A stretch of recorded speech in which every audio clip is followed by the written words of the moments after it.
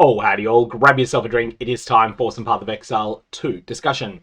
Today, Granny Gear Games have announced the patch they're working on at the moment. Now, this one's still a week away. They're not expecting to have it out until close to the end of next week. However, there's quite a bit to look forward to in this. There's a number of quality of life changes here. They're talking a little bit about Breach in the actual write-up, but I think the most important quality of life one is a massive upgrade to the way that loot filters work with unidentified rare items. More on that one in a sec.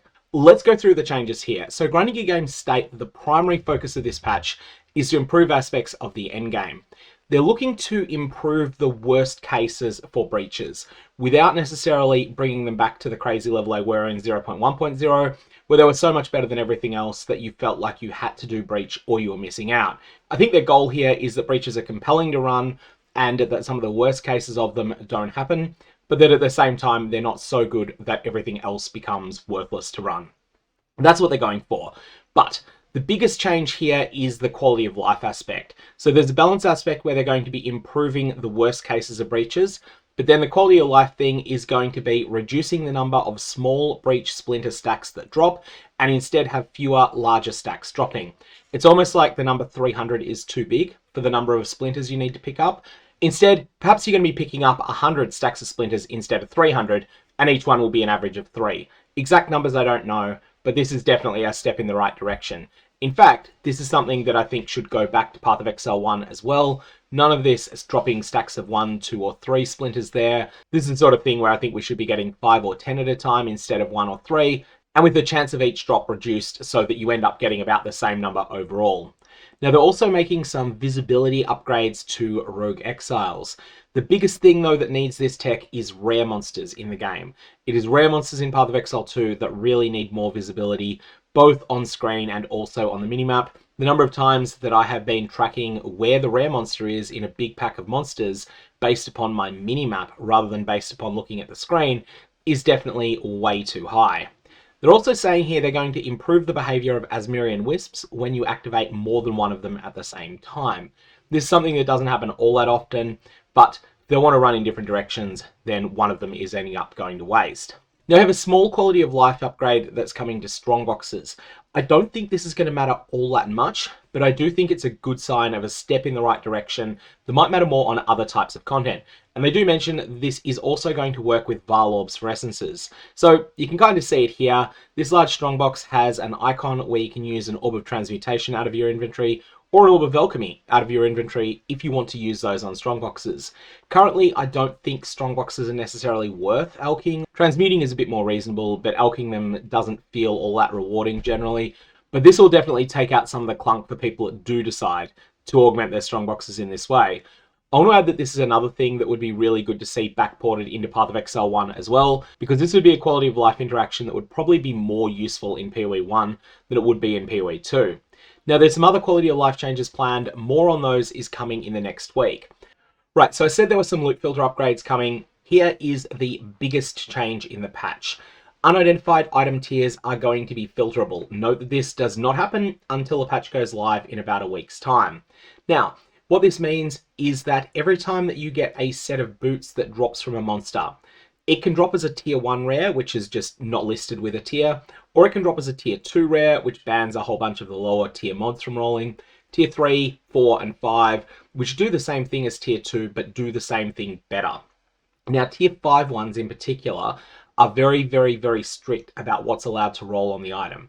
You might still end up getting a trash combination of mods. So you might end up, for instance, with a spear that has fire damage to attacks, it might have percentage physical damage increases, and it might have accuracy. This is an incoherent mess of an item if you're looking just at the prefixes that are on it, but they'll all be high tier mods.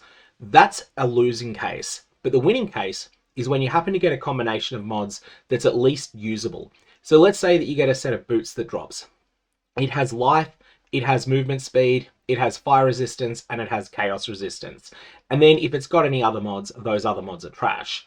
So you go and you identify them and you look at it and you're really excited at first, but then you see the movement speed's only 10% or the life is only 37. And you cry internally and you think, gee, that could have been a lot better.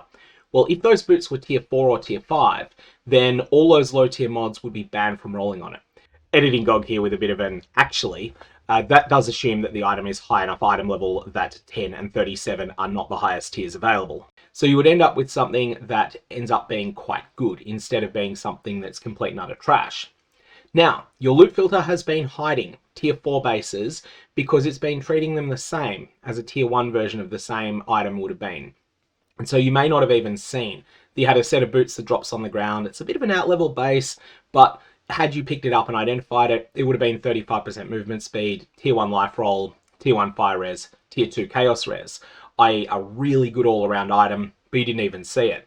Well, that's no longer going to be the case. Now, you can set up your loot filter so that when a tier 4 or tier 5 rare item drops, especially in slots like the boot slot where the base type doesn't matter all that much, then you can have your loot filter sing at you. But then at the same time, you can still hide things that you think have absolutely no potential to be good. So for instance, if an Act 3 weapon base drops, so talking physical weapons here, an Act 3 weapon base drops that you know has no potential to be good, even if it's got perfect rolls on it, then you can still have your loot filter hiding those. It's going to result in a need to redesign all loot filters when this patch comes out, but it's also going to be really, really worth it. Okay, after that, there are going to be two new types of stash tabs, a ritual tab and a socketable tab. Now, it'll be interesting to see whether the ritual tab also applies to Path of Exile 1 or not. The socketable tab probably doesn't have any applications in POE 1. The ritual tab will hold your omens and your audiences with the king.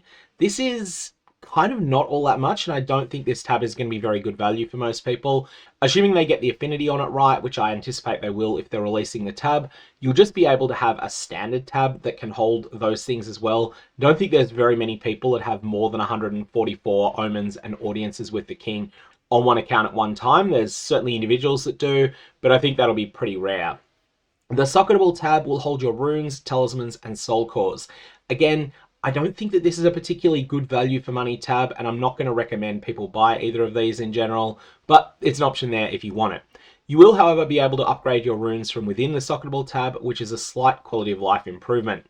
The final thing that's coming in 020H makes me really surprised that they didn't call this 0.2.1. The reason for this is they're adding a fairly significant new feature. When I say it's significant, it doesn't mean that every player is going to care about this, but what it means is that it's something that is a fairly big feature to implement.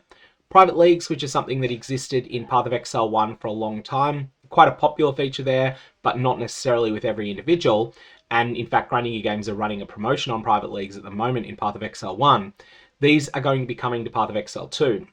The core concept is that you and a group of friends can play in a league environment where you can trade with each other, so it's less restrictive than solo self-found, but you also aren't able to interact with other people outside the private league. And so this means that there's no merit-tier crafting going on.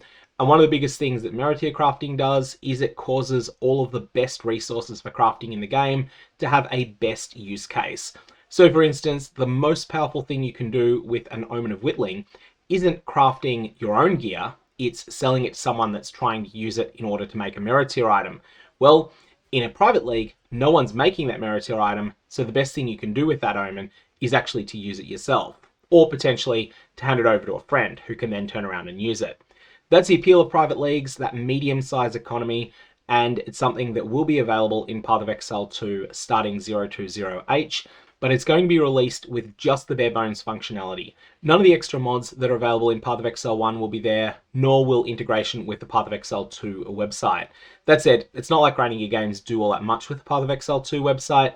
Where I have linked to this post down in the description below, that is not on the Path of Exile 2 website, it's on the Path of Exile 1 website, because that one is the easier one to navigate.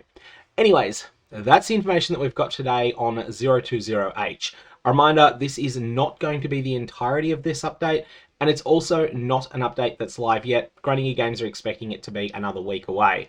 I'm going to leave it there. May your Varlorbs have interesting results.